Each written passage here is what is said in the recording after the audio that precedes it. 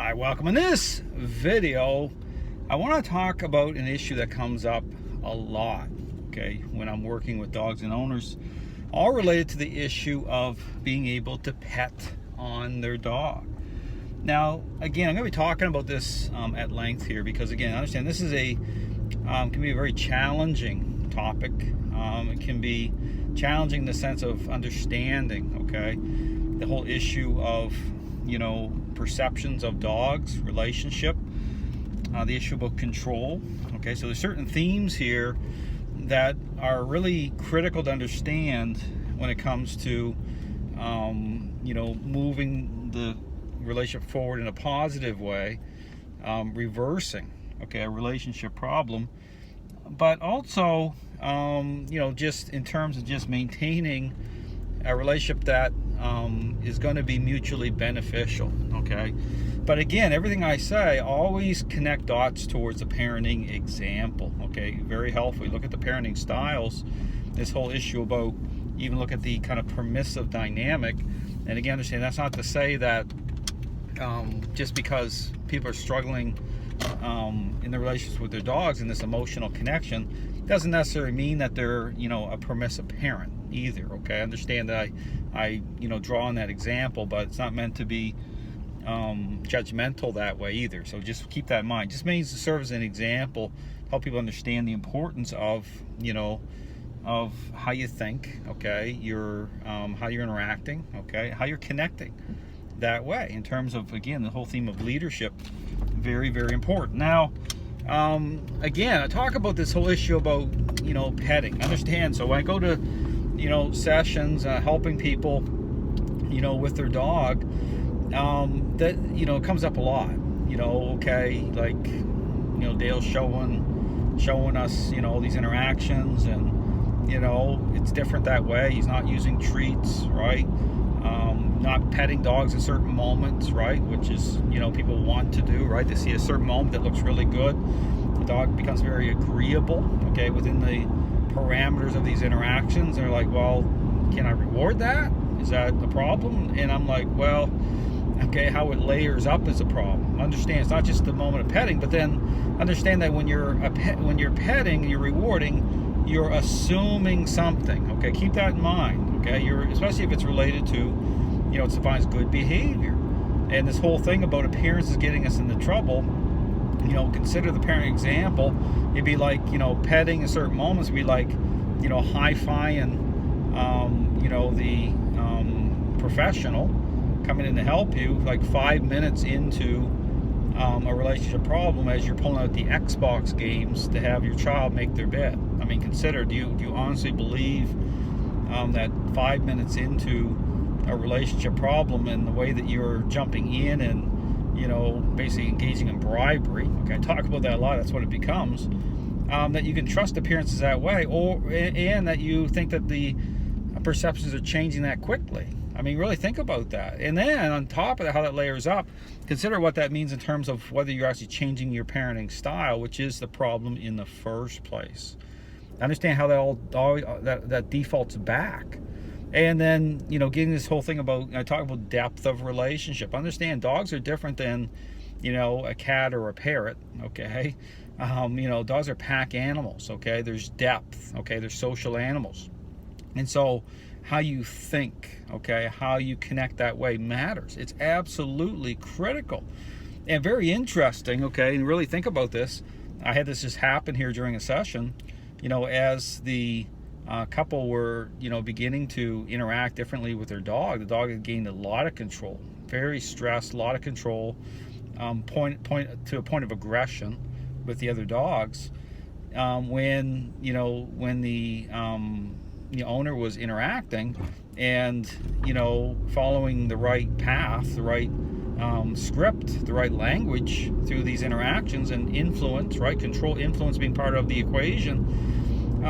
The dog at a certain moment, a certain point, started putting their head on the person's lap, trying to get the owner to change the path of how they were interacting towards emotion, wanting that connection, because that's context now, right? Saying, well, if I can get this owner, okay, we're in a power play situation now, if I can get this owner to start to pet on me, reward me, okay, I can start to gain control back.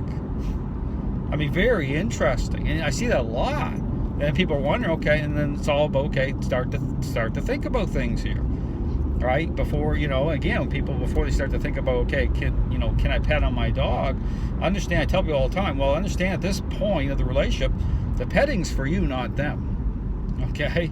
I mean, the dog has already taken that in your parenting style, so to speak, and they've already pegged you. And understand, you're not even on level ground anymore. You're in a hole. You're in a deficit, and so now you're actually in a reversal situation. It's a intervention is what it is. That's what training really is at that level. And so if you think that you can get away with petting, think again. And here's the deceptive part of that. It'll look good. It'll feel really good. The dog will want it, just like a selfish child will want, okay? They go to the same parent all the time because they know they get their own way. They get their ice cream. They start to, push the other parent to the side, so to speak. Try to override. Try to, make it work out, in to their benefit. Everything becomes this type of supply source. That's exactly what starts to happen. But understand what you're dealing with here. Understand emotion is a very strong motivator. Okay, it really can direct people's decision making, good or bad, and this plays a tremendous role in the relationship. The reason I'm saying all this is going towards answering the question, when can I pet my dog? But here's the thing to consider about relationship. Talk about depth. Consider the issue of connection. Okay, consider the issue of depth, and then going back to the parenting example, it's no different. And I use this type of phrase, in terms of with kids, being a parent following the authoritative parenting style. The narrative is, and the kind of I love you to death, but don't be fooled. I mean, think about that. As a parent, I love you to death, but don't be fooled. Don't be fooled doesn't mean being abusive either. Okay, understand that we're in kind of a day and age where people take certain language and they try to twist it because they're way too far on the other side. Okay, and that's what happens when people try to, define things a certain way. You have to look at exactly what their motives are. Okay, what's their actual thinking process. But the don't be fooled is the thing about advocating as a parent, saying in terms of parental influence, doing the right thing, establishing boundaries and limits, and in terms of helping that child, be able to relate well with others, mature properly, all those different things, part of it, versus the permissive dynamic, which leads to, and all the experts agree, leads to issues with the child, selfishness, and it starts to escalate up from there. So understand that this whole thing about petting, okay, you have to look at, I know this is very challenging, and this is the most difficult thing for a lot of people, because they say, well, why did I get a dog in the first place? Okay, they'll default right back into almost like getting selfish about things, right? Saying, I don't like this. I don't like this idea of this. Well, and this is why people will, right? They'll embrace this idea that trains a learning-based exercise, and they'll engage in using treats and then bribery, and then guess what? Then this disconnect, right? And saying, okay, this ain't working. Nothing's really changing. Well, it must be the dog's fault. And that's a kind of way out, right? Or they just continue to manage a problem. Things never get better, right? So the issue about things getting better has to come from a place, okay, of actually adopting the right parenting style. So my encouragement to you is don't get caught up in that trap of emotion that way.